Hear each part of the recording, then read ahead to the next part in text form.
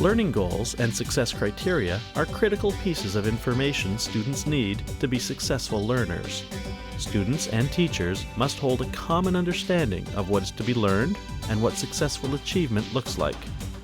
With explicit goals and criteria, students have the beginnings of what they need to become independent, self-monitoring learners.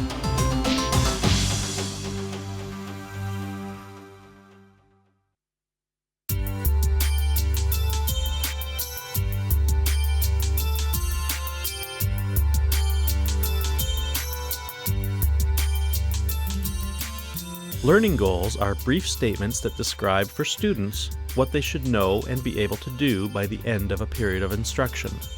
The Ontario curriculum identifies the knowledge and skills that students are expected to acquire. When teachers transform expectations into learning goals, students are empowered to be more active participants in the learning. Like the specific expectations, learning goals represent a subset of the knowledge and skills students must master to successfully achieve the overall expectations. What makes a learning goal effective? Here are some things to consider. We started with the overall expectations and the specific expectations for this particular unit, dealing with simplifying polynomial and rational expressions. We first of all have to look at what is the knowledge and skills that the students need and how we're going to get to that point. Overall expectations first. Okay, so the overall expectation is this one: manipulate numerical and polynomial expressions and solve first-degree equations. No. Okay, but we're not doing first-degree equations, so just manipulate numerical and polynomial expressions. The specific expectation says add and subtract polynomials with up to 2 variables using a variety of tools. Having identified the knowledge and skills to be addressed, teachers consider the scope of the specific expectations. Sometimes, even specific expectations need to be broken down into smaller increments so that learning is appropriately scaffolded. So we're simplifying, then we have to add or subtract to simplify. So Yeah. before they can simplify, they have to, Group-like terms. but then Yeah. they can't group if they don't know like and unlike terms. We have to teach them what a polynomial expression is. Okay. We need to identify what is a term. So basically those steps then would be our learning goals for this lesson, which is to ultimately manipulate these expressions, and that's how we're going to get there. Unpacking the overall and specific expectations can result in a progression of incremental learning goals, which build students' knowledge and skills so that they can achieve the expectations. When knowledge and skills are broken out and scaffolded into individual elements, students and teachers are able to assess more accurately what they are doing well and where they should be focusing their efforts to improve. So by focusing in on one specific criteria or one specific learning goal, it allows me to pinpoint where the student's strengths and weaknesses are. From there, we can do quick little checks, whether it's circulating through the class or whether it's a quick little exit card on the way out to see, yes, I meet that learning goal, or no, I don't. Well, again, looking at our learning goals from this unit, we've been working on for the last few days things such as adding and subtracting polynomials, multiplying polynomials. It's critical that students and teacher share a common understanding of the learning goal. When developing the goals, pay careful attention to the language. When we're writing our learning goals, we want to make sure that it's going to be in a language that the students are going to understand. Often many in the mathematics expectations, they're very complicated and are sometimes written in language that the students don't or aren't able to grasp. So we often will rewrite the expectations in a simpler language for the students.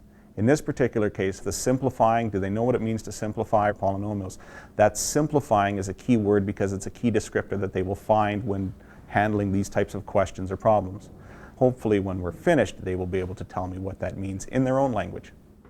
So Nat, now that we've got the learning goals up there, are they meaningful to the students? Are they in the right language? Do you think they're going to know what they mean? Well, so we've used words like identify. They know that. Yeah. They like and unlike terms, probably not, but that's part of what we're teaching them today. So I guess that's okay. They'll Yeah. probably ask us questions. That's a good thing. Grouping, they know how to group. And I think it's really important to keep the word simplify in there because that is a critical word. Pay particular attention to the verb. It needs to be something specific and observable. Abstract verbs like understand or appreciate make it difficult for students to have a clear target of what they are striving to achieve. It must be phrased from the student's perspective. I agree. That's why I have up on my board, by the end of class, I will be able to do something, or I will know, or I will explain, I will identify, to make it personal for them. Some specific expectations do meet the criteria for learning goals and could be shared with little or no alteration. Here's a specific expectation from Grade 7 Science and Technology, Understanding Matter and Energy. Identify the components of a solution. The statement identifies the knowledge the student is to demonstrate. The verb is specific, and the student will be able to determine whether the goal has been met. The learning is clearly defined in language appropriate for most intermediate students. Note that the subject-specific vocabulary, which is part of the learning for students, is maintained.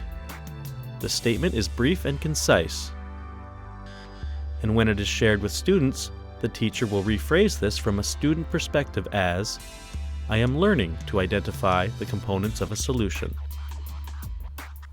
Finally, the statement identifies an incremental step in a progression of learning.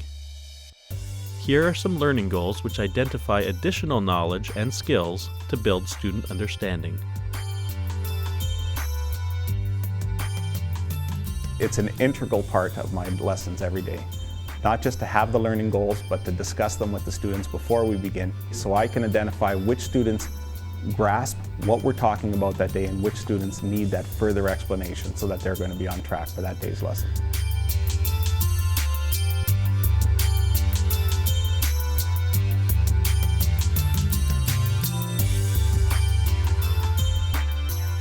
A viewer's guide has been developed to enhance your professional learning while viewing this video.